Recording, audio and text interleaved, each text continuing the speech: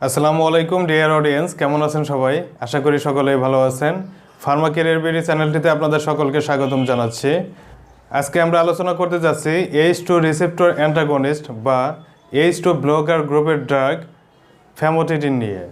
আজকের এই আলোচনায় থাকছে ফ্যামোটিডিনের নির্দেশনা, কার্যপদ্ধতি, সেবনবিধি, পার্শ্ব প্রতিক্রিয়া, সতর্কতা, সাবধানতা, গর্ভাবস্থা এবং স্তন্যদানকালে এর ব্যবহার ইত্যাদি বিষয় নিয়ে আজকে আমরা আলোচনা করব ইনশাল্লাহ। তার পূর্বে যারা ফার্মা ক্যারিয়ার বিডি চ্যানেলটিতে আজকেই নতুন এসেছেন, আশা করি চ্যানেলটি সাবস্ক্রাইব করবেন এবং যারা অলরেডি সাবস্ক্রাইব করেছেন তাদের সকলকে ধন্যবাদ জানাচ্ছি। চলুন শুরু করা যাক। ফ্যামোটিডিন একটি জেনেরিক নেম, যার প্যারেন্ট ব্র্যান্ড হচ্ছে পেপসিড এবং parent company mark and co, যার কান্ট্রি হচ্ছে new jersey, United states. FDA status generic approved, অর্থাৎ 2000 সালের অক্টোবর মাসে এফডিএ কর্তৃক ফ্যামোটিডিন অ্যাপ্রুভ হয়ে থাকে। এর থেরাপিউটিক ক্লাস হচ্ছে H2 রিসেপ্টর অ্যান্টাগনিস্ট বা H2 blockers. Pregnancy category of famotidine is B, অর্থাৎ ফ্যামোটিডিনের প্রেগন্যান্সি ক্যাটাগরি বি বা ফ্যামোটিডিন প্রেগন্যান্সিতে সেফ। এর ডোজেস ফর্ম হচ্ছে ট্যাবলেট, অর্থাৎ ফ্যামোটিডিন সাধারণত ট্যাবলেট ফর্মে হয়ে থাকে।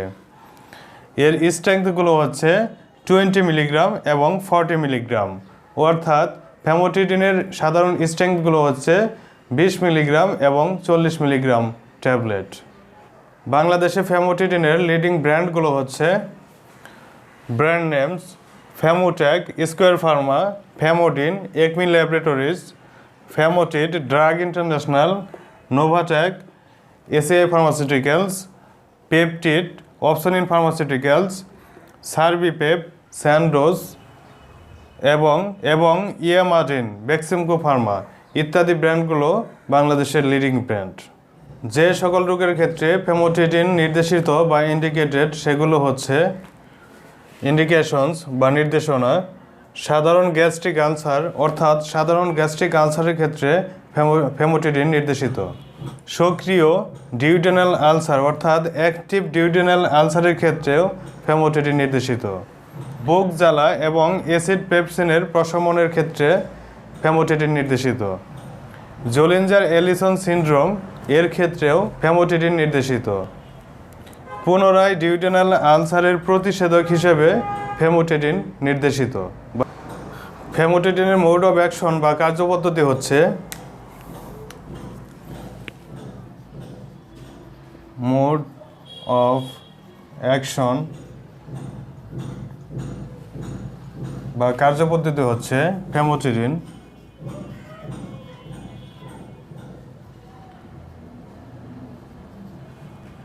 প্যারাইটাল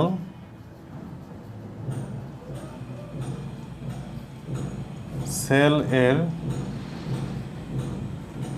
হিস্টামিন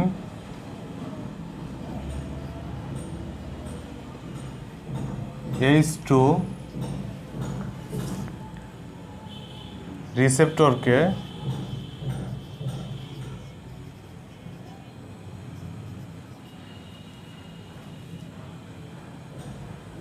ব্লক করে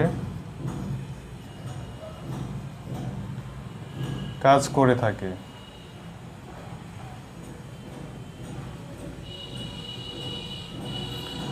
অর্থাৎ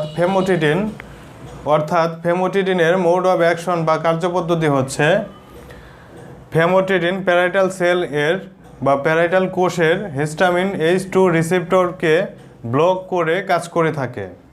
ফ্যামোটিডিন ওষুধটি ব্যবহারে কিছু সাইড ইফেক্ট বা পার্শ্ব প্রতিক্রিয়া দেখা দিতে পারে, যেমন side effect: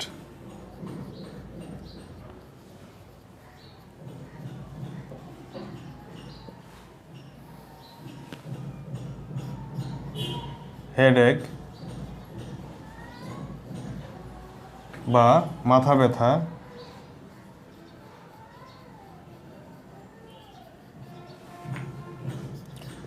dizziness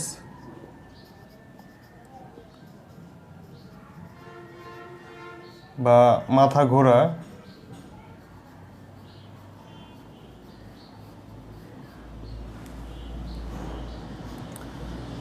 tiredness,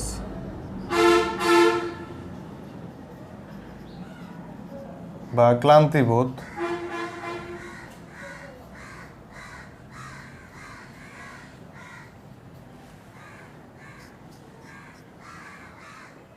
diarrhoea,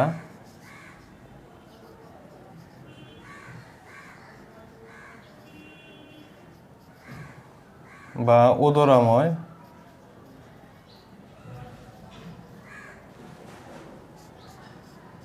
এবং গ্যাস্ট্রো ইন্টেস্টাইনাল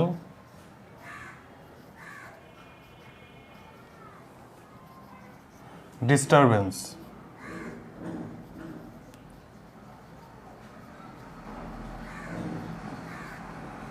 অর্থাৎ খাদ্যনালীর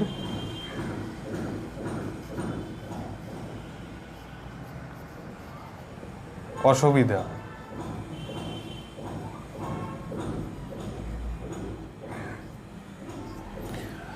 অর্থাৎ ফেমোটিডিন সেবনে যে সকল পার্শ্ব প্রতিক্রিয়া দেখা দিতে পারে সেগুলো হচ্ছে হেডেক বা মাথা ব্যথা, ডিজিনেস বা মাথা ঘোরা, টায়ার্ডনেস ক্লান্তিবোধ, ডায়রিয়া বা উদরাময়, গ্যাস্ট্রোইন্টেস্টাইনাল ডিস্টারবেন্স অর্থাৎ খাদ্যনালীর অন্যান্য অসুবিধা ইত্যাদি পার্শ্ব প্রতিক্রিয়া দেখা দিতে পারে famotidine সেবনে।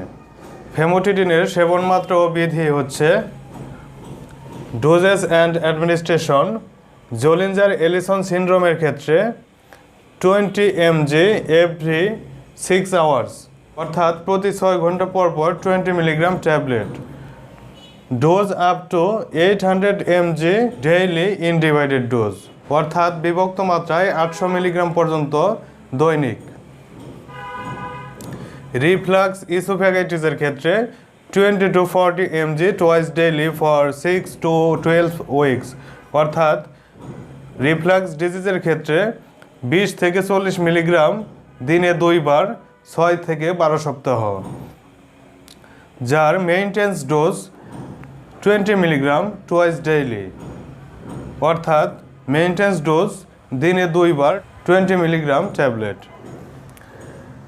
Benign gastric and duodenal আলসারের ক্ষেত্রে 40 milligram at night 4 to 8 weeks অর্থাৎ বিনাইন গ্যাস্ট্রিক এবং ডিউডেনাল আলসারের ক্ষেত্রে 40 মিলিগ্রাম ট্যাবলেট রাতের বেলায় 4 থেকে 8 সপ্তাহ। এর মেইনটেন্স ডোজ হচ্ছে 20 মিলিগ্রাম রাতের বেলায়। ফেমোটিডিনের কন্ট্রা ইন্ডিকেশন বা প্রতিনির্দেশনা। ফেমোটিডিনের প্রতি অতি সংবেদনশীল রোগীদের ক্ষেত্রে ফেমোটিডিন নির্দেশিত নয় এবং গ্যাস্ট্রিক ক্যান্সারের ক্ষেত্রে ফেমোটিডিন ব্যবহার করা উচিত নয়। গর্ভাবস্থায় এবং স্তনদানকালে ফেমোটিডিনের ব্যবহার। একান্ত প্রয়োজন না হলে গর্ভাবস্থায় ফেমোটিডিন ব্যবহার না করাই ভালো। স্তনদানকালে ফেমোটিডিন ব্যবহার করা উচিত নয়। প্রিকশনস বা সাবধানতা। কিডনি রোগীদের ক্ষেত্রে ফেমোটিডিন ব্যবহারে সতর্কতা অবলম্বন করতে হবে।